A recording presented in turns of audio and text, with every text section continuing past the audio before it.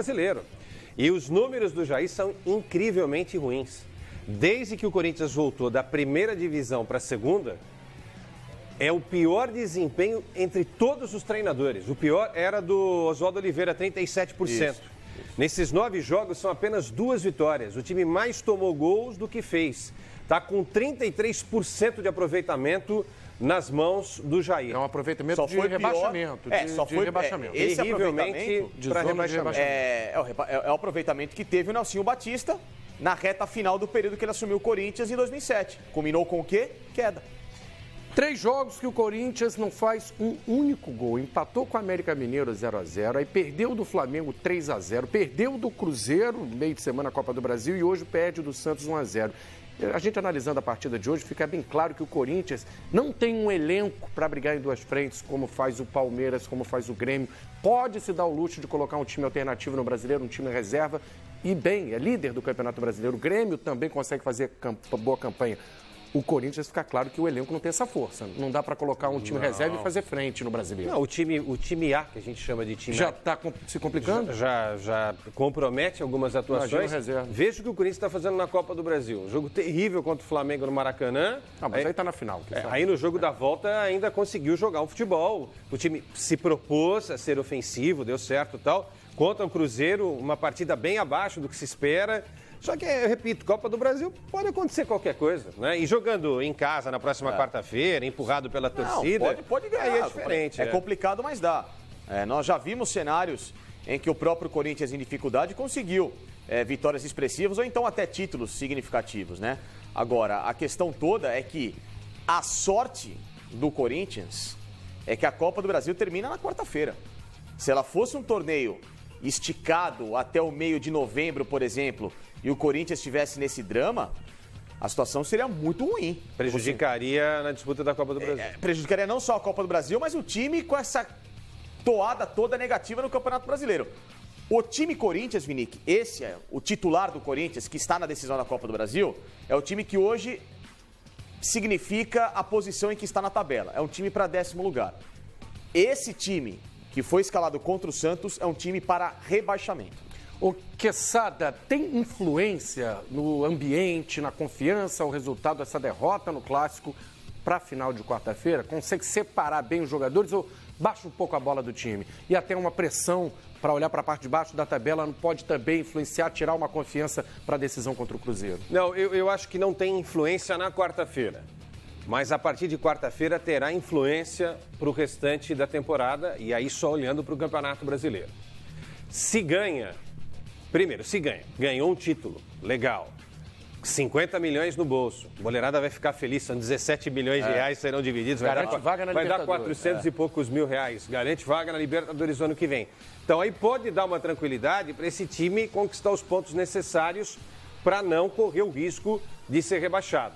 Agora, se perder na quarta-feira, aí vai ter que contratar o tal do psicólogo, né? Para mexer com a cabeça da rapaziada e tentar elevar a moral ou o moral dos jogadores da equipe do Corinthians. A situação realmente é muito delicada. Eu vejo uma situação muito delicada. Facincani, quem que você teria colocado? Quem que você escalaria? Alguém do time titular? Colocaria força máxima hoje, mas há 3 dias numa final, podendo ter o risco de perder algum jogador lesionado? Colocaria um time mesclado? Quer dizer, 3 titulares só, mas ninguém assim para fazer a diferença. Quem você teria escalado hoje? Uma mescla. Eu creio que pelo menos um dos zagueiros titulares do Corinthians, talvez o Henrique poderia ter jogado. O Henrique está suspenso, na verdade, né? Ou então poderia ter jogado o Ralf no meio campo para dar um pouco mais de segurança, junto com o Gabriel, 2 jogadores para tentar segurar um pouquinho esse ataque da equipe do Santos. O Danilo Avelar é um jogador que hoje é importante. O Jadson já é um cara que fisicamente não está tão legal, mas poderia ter entrado no segundo tempo, ser um cara de um pouco mais de força técnica para um time que hoje não apresentou absolutamente nada em termos de futebol. O Pedrinho jogou hoje, mas o Romero é um cara que tem gás, tem físico suficiente para se recuperar.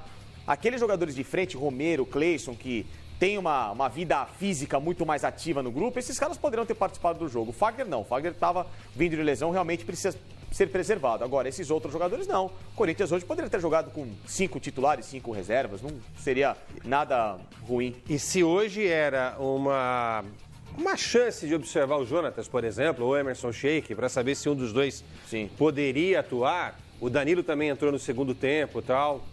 Nada do que foi apresentado por esses jogadores dá ao treinador a possibilidade de fazer algo diferente no jogo da quarta-feira. Uma arma para durante a partida. Porque eu estou defendendo, você talvez tenha uma opinião sobre um nome, o Facincani também, mas se a gente considerar que seria interessante ter o homem de área, o tal do 9, por mais falso que ele possa parecer, o Jonatas não aprovou, o Emerson Sheik não é esse cara da área, mas de repente pelo nome poderia ser, e o Danilo também. Ou seja, esses 3 jogadores não dão a opção para o treinador falar assim, pô, de repente eu descobri alguma coisa diferente para jogar contra um Cruzeiro que vai ficar a maior parte do tempo como? Esperando o Corinthians para jogar pela bola. Porque se o Cruzeiro joga por uma bola no estádio do Corinthians. Porque vai que também no segundo tempo, Facincani, o Corinthians precisando pressionar e vai para abafa, o Cruzeiro se fecha. E aí vai fazer falta esse cara, essa referência, esse homem de área. Por exemplo, a opção inicial, para mim, seria Pedrinho, Cleison e Romero. Um time mais rápido, né? Um time mais dinâmico à frente. Sem centroavante? O Romero como centroavante ali à frente. Eu acho que seria um Corinthians... Quer dizer, alguém para ficar no miolo da zaga para segurar. Tanto é que o melhor momento do Romero na temporada foi como 9. Que fosse. Mas como o Jair não gosta do Romero como 9, o que eu acho um absurdo, porque se a gente for pegar proporcionalmente as melhores partidas que ele fez foi jogando naquele setor, o cara que eu escalaria por ali para ser a surpresa do Corinthians, desses que o Quesada citou e o que menos teve oportunidade, o que eu vejo que tecnicamente ainda pode... Vou cantar bola. Posso adivinhar? Pode, você sabe. Danilo.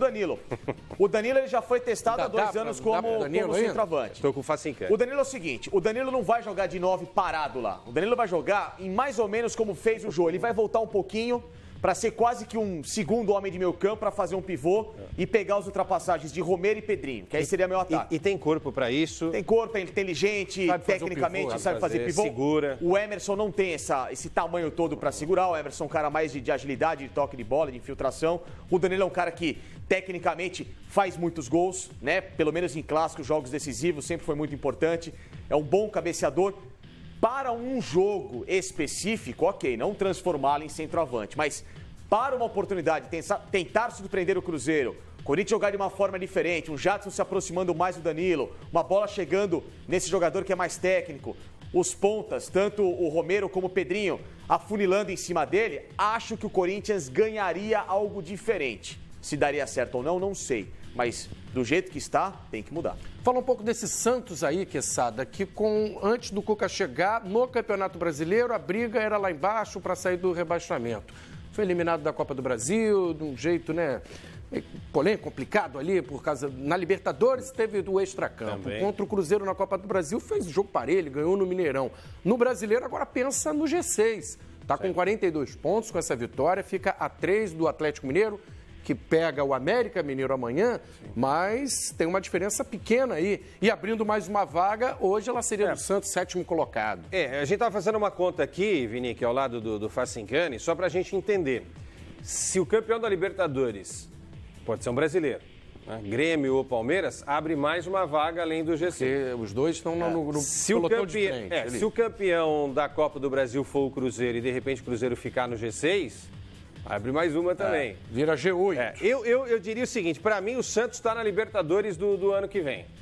Porque ele vai ficar com essa sexta vaga aí. Ele está numa ascensão que nos leva a crer que ele fique com esse G6. Até porque o Cruzeiro não responde, o Atlético também não tem dado só resposta, cai, né? Então quem está em ascensão é o Santos.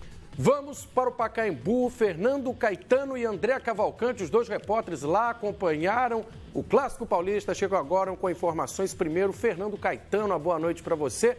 Bem-vindo ao Rodada Fox, Caetano. Muito boa noite, Flávio, Quesada, Facincani, a todos que nos acompanham no Rodada Fox. Pois é, num início de noite de sábado com chuva aqui em São Paulo, jogo bem quente, Corinthians e Santos. O Peixe consegue a 3ª vitória seguida, está em ascensão no Campeonato Brasileiro, agora chega a 42 pontos, diminui aí para apenas 3 pontinhos a distância para o Atlético Mineiro, 6º colocado. Santos, então, se aproximando do pelotão de cima. Tivemos aqui um público de 26.428 torcedores, todos santistas, clássico com torcedores torcida única aqui em São Paulo, então só a torcida do Santos e sai feliz da vida com essa vitória, que como eu disse, né, a terceira seguida, o Santos subindo bem na tabela. O Corinthians até começou bem a partida, mas aí o Santos se encontrou e aos 20 minutos, o Arthur Gomes, que foi uma das novidades do técnico Cuca, ele que foi escalado na vaga do Rodrigo, que está servindo a seleção brasileira sub-20, o Arthur Gomes entrou ali pela direita, fez uma bela jogada, Bruno Henrique tentou completar, não deu, mas aí o Gabigol estava na área e fez então 1-0 Santos, 14º gol do Gabigol, ele que é o principal artilheiro desse campeonato brasileiro. A gente está aqui na Zona Mista para ouvir todos os personagens, o Gabigol, daqui a pouco também entrevista coletiva do técnico Cuca. Toda a repercussão então dessa vitória santista para cima do Corinthians aqui no Pacaembu.